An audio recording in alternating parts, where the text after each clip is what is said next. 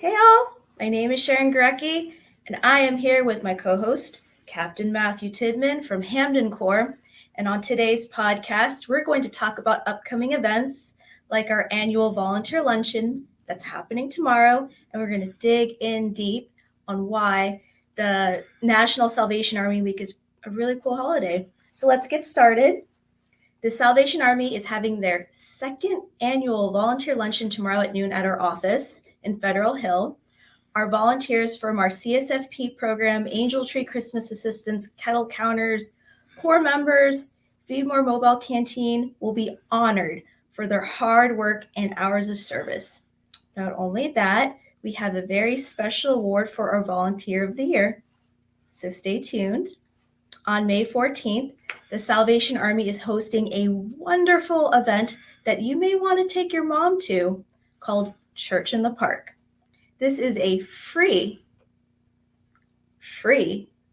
event full of worship, food, and fun family activities held at Gunpowder Falls State Park at 11 a.m. I know we're going to have hot dogs. I know we're going to have burgers. Didn't know that. We're going to have a lot of fun. And we're going to do a little bit of worship too, since it is a Sunday. And, we like worshiping God on Sundays. Exactly. So it's a win-win. Mm-hmm. On May 16th, our Women's Auxiliary is having a spring fling event at Carrabba's Italian Restaurant at 11:30 a.m. If you are interested in joining our Women's Auxiliary, you can email Major Glick at deeann.glick@uss.salvationarmy.org. If you are in need of fresh produce, because we are dealing with food insecurity, inflation. As many of you know, emergency SNAP benefits have ended. Mm-hmm. So many of you may be in need of fresh produce. The Salvation Army is hosting a pantry on the go in Carroll County, Middle River, and Howard County this week. Visit our website, www.sa-md.org for details. Last but not least, next week is National Salvation Army Week. Yay! From May 15th through May 21st, tune into our Facebook, our Instagram, our Twitter, and YouTube page for fun facts about the Salvation Army. You will also get an insider's view on what goes on behind the scenes at our Corps events, our Boys and Girls Club, our CSFP volunteer program, and so much more. Captain Tidman, what are your thoughts on National Salvation Army Week? Well, I'm glad you asked, Sherryn, because it's a great opportunity. Now, first of all, this is something that the Salvation Army does nationally, National Salvation Army Week, every year. It usually happens one of the weeks in May. This year it falls on, as you already said, the 15th through the 21st. And it's an opportunity for us to celebrate the different ways the Salvation Army has impacted our nation for good over the past many years. I mean, we've been in Baltimore alone. We celebrated at my specific corps last year 130 years, but we've actually been in the Baltimore area for, I think it's 140 years now. That's a long time. So we've been doing a lot in this area. And so it's an opportunity for us to, I guess, to toot our own horns, if you would, to celebrate the good things that have been going on. But this is not just something that we just randomly came up with. Nope. In fact, almost 70 years ago in 1954, President Dwight D. Eisenhower signed it into a speech acknowledging National Salvation Army Week. And so ever since then, we've had this National Salvation Army Week that we celebrate. And he said in his speech, I'm going to read here from my little notes because I don't want to mess up the speech because it's really good. It's a good speech. Among Americans, the Salvation Army has long been a symbol of wholehearted dedication to the cause of human brotherhood. In time of war, the men and women of this organization have brought to those serving their country far from home friendliness and warm concern. In the quieter days of peace, their work has been a constant reminder to us all that each of us is a neighbor and kin to all Americans. Giving freely of themselves, men and women of the Salvation Army have won the respect of us all. Not my words, Dwight D. Eisenhower, so just keep that in mind. And what many of you may not know is the Salvation Army has played a pivotal role in World War I and World War II, in the Great Fire that happened in Baltimore, in the Vietnam War. The Salvation Army played a pivotal role in the formation of the USO. You know, it all started, we would hand out donuts to people that were getting off of the ships during World War I and World War II. The Salvation Army started sending people to provide comfort and care for people on the battlefield. And this has kind of morphed over the years into what we do whenever there's a national disaster or even a local disaster.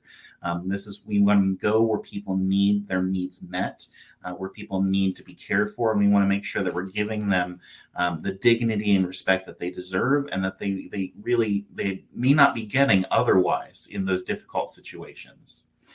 You know, we had an incredible impact on Central Maryland in 2022. We fed, I believe it's over 64,000, almost 65,000 meals to 24,000 street homeless last year. So that is a lot of food. It's a lot of food. And we're looking to do even more in the upcoming year, because that is a great outreach, a great opportunity that we have to help people that need a hand up. They do.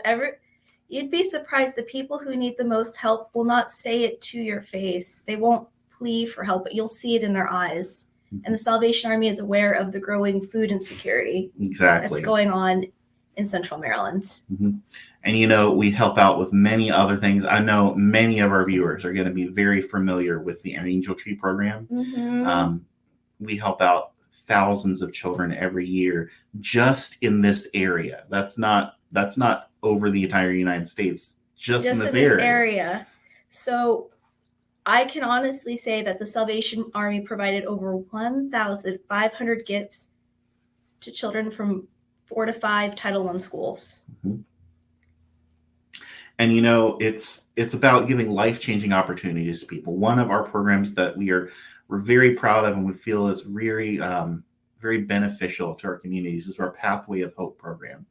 And it's a program that was founded along the ideas of that old proverb, if you give a man a fish, you feed him for a day, but if you teach a man to fish, you feed him for a lifetime. And so that's kind of the goal of that program, is to help people get out of generational poverty, to help people move away from those patterns they've gotten trapped into, many times through no fault of their own.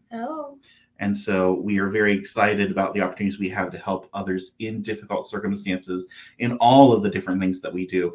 And we're going to talk a lot about them during this next week. I think, oh my gosh, yes. Sherryn, you have a lot planned for social media this upcoming week. Just wake up at 7 a.m. and go to bed at 10 p.m. Nonstop behind the scenes facts and pictures and information and factoids. You will be entertained. And you'll learn a lot about the Salvation Army and what we're doing. If you don't know what the Salvation Army is doing in Baltimore by the end of next week, I don't know if we're going to be able to get you to learn it, because we're trying to give you all of that information this next week. We're trying our best. I mean, it may get a little overwhelming. There may be a little bit of a flood, but just bear with us. It's all going to be there. Knowledge is power. So we're just trying to inculcate that into your heads with social media and podcasts. Yeah. And, you know, the reality is, no matter where you live in Central Maryland, there's a Salvation Army somewhere near you. We serve the entire Central Maryland area.